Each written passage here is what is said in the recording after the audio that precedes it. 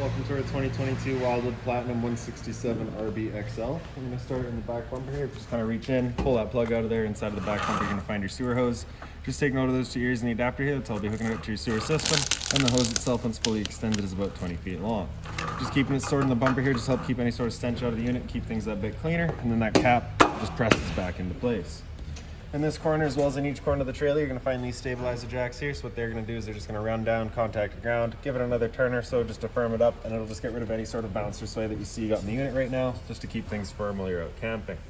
Straight up from there, you're going to find a cable and satellite inlets. Just a coax cable is going to plug into there. It'll fire up at your TV location.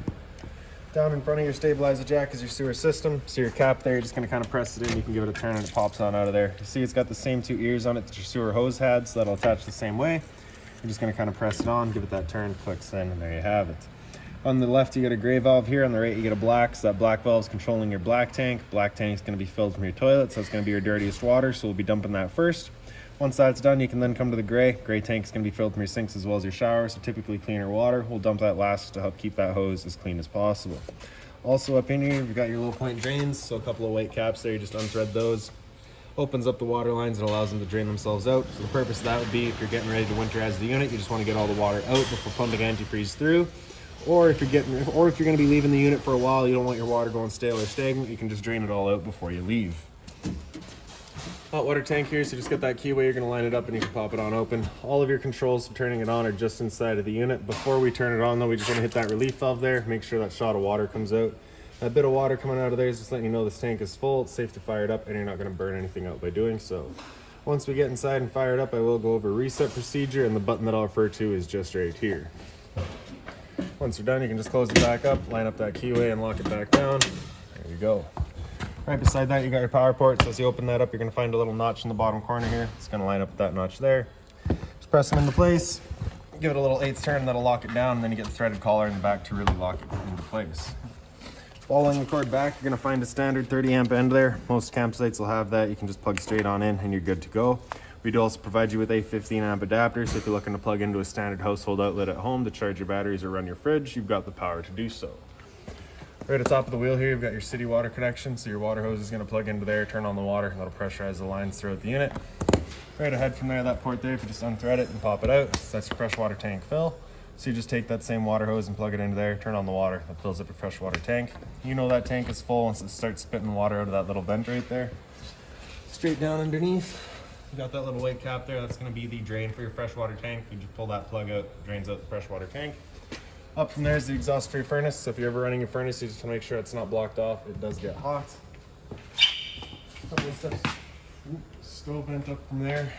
So, of course, propane stove is putting off fumes whenever you're using it, so you just want to make sure this flap in here is opened up, allowing that fan inside to evacuate said fumes. Once you're done, you're going to kind of press it back into place. You can get a couple of ears to line into place, and click in. That just prevents any dust from kicking up in there. Then we got your storage compartment over here. So the magnetic latch just holds it open. This customer's opted to go with the weight distribution hitch, so we just got that all stored in here for him. Right beside that, you're going to find a water hose. Inside of that hose, you're going to find this adapter here. So your 15 to a standard outlet, 30 amp for your power cord in the back there. Towards the front of the unit, hop on the kind of the frame there, you got that little white box, has that red key in it. So that the way it is currently set up is your battery then turned on. If you're to turn that counterclockwise, you can pull that key out of there, disconnects the battery from the system. So if you're storing the unit, you just want to pull that out. Battery itself is housed inside of this box here, so as long as you're plugged into that short cord in the back or your 7-pin to your tow vehicle, that battery is charging for you. Your propane tank's right underneath this cover here, so for opening up that valve, you can just kind of reach into the back and turn that valve on open. If you're looking to remove the cover completely, you just get 4 little snaps right in the back here. Just undo those and you can slide it right up. Standard tongue jack in the front, so one way's up, the other way's down. On the other side of the unit here, you get a solar panel plug-in, so just a 2-prong plug would plug into there, charges your batteries. Other end of your storage compartment, it's the same magnetic latch holds it open, really just wide open in here. Just kind of up on the front wall there is your manual jack for all of your stabilizers.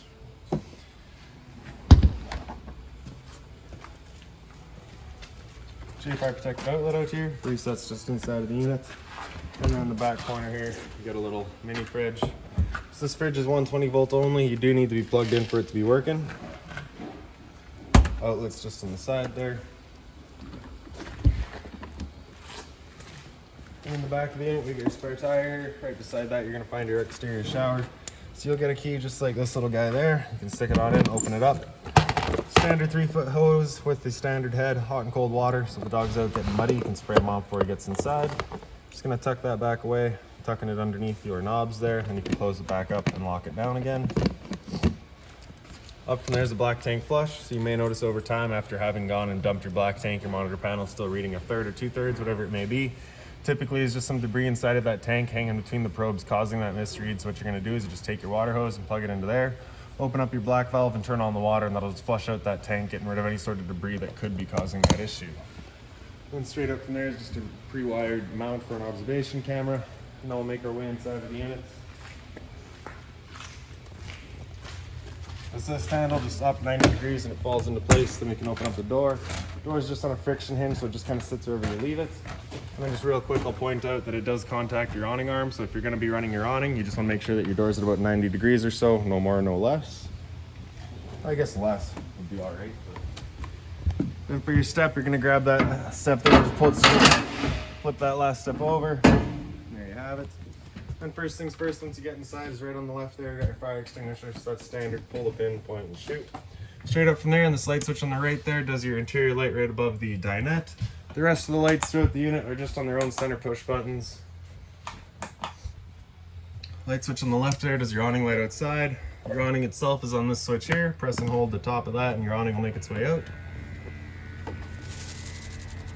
Once that awning is fully extended, we're going to see a little white flap come down as well as the black of the metal tube. Once you see that, you're going to want to stop. If you were to continue extending, it can actually wind itself up backwards, in which case our fabric will then be underneath the tube, allowing it to then hold water, accelerating the growth of mold and mildew. So there's our flap, and there's our tube, so we'll stop right there. Now if it were to start raining, it's of course going to be holding some water anyways, so what you can do is grab either arm, front or rear, and you're just going to pull straight down on it. Then you can see that changes the pitch of the awning out at the head, allowing water to then run off. If you like that angle better, because it does give you more shade, you can do the same thing with the arm up front. Before you bring it back in though, you just want to make sure these guys are back out straight and fully extended, just so you're not running the risk of bending anything. I'll press and hold the bottom of that switch and the awning will make its way back in. Again, just making sure that our fabric is over top of the tube and that our door's at 90 degrees. And the last thing to keep in mind with your awning is once you get up to about 15-20 kilometers an hour wind, you just want to bring it back in just because it's catching that wind and you do run the risk of bending your arms.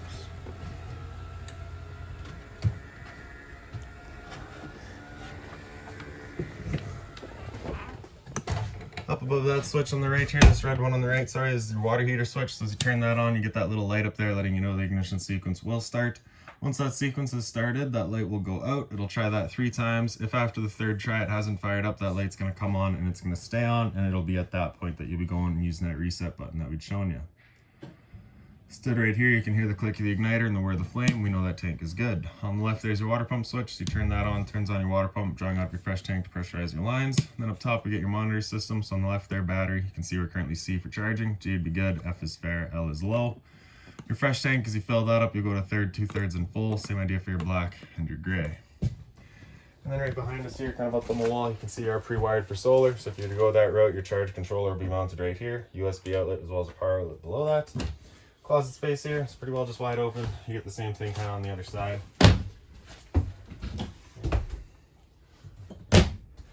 Then you can see it's currently set up as the couch right now. Bring out your bed, you're just going to take these cushions and lay them down. Travel latch is on the side here. You just kind of push on that bed there and you can pull that latch out of the way. Hold that down and your mattress will come with it. Okay. So there's your bed. Once you're done, you're just picking up the foot, pushing it back away. Getting that travel latch back into place. Simple as that. Emergency exit over here, so just pulling that red tab to get rid of the screen, take this handle here, throw it outside, hop on out. Blinds throughout the unit are just on a tension system, so just kind of sit wherever you leave them.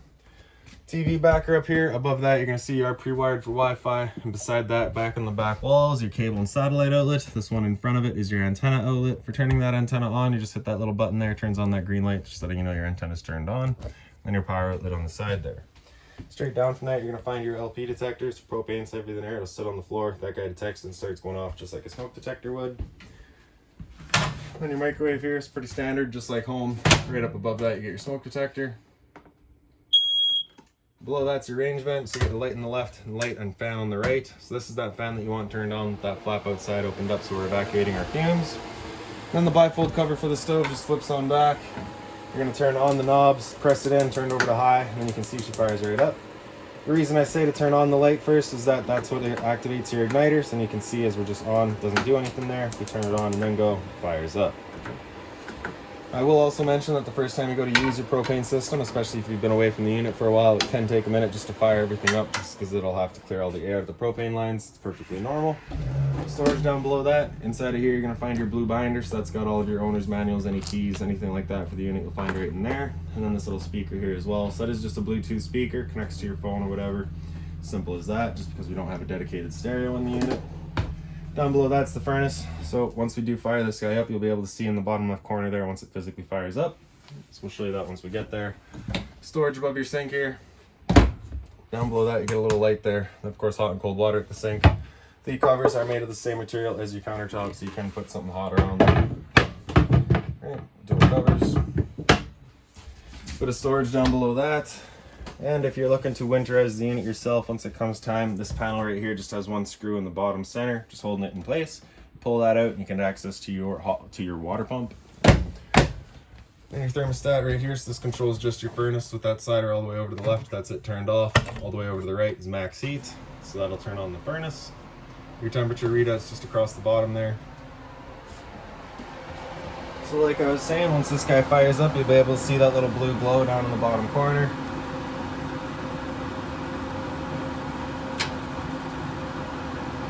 So you can just kind of see that glow getting going in there. Now the downside to this furnace is that it is just dumping all of its air right here, so if you're looking to move the air forward and back, you're just going to want to get yourself a fan just to help move that air around. Alright, so of course anywhere in the middle is going to be your temp selection. Once you're ready to turn it off, just all the way over to the left until you hear it click, and that's it turned off.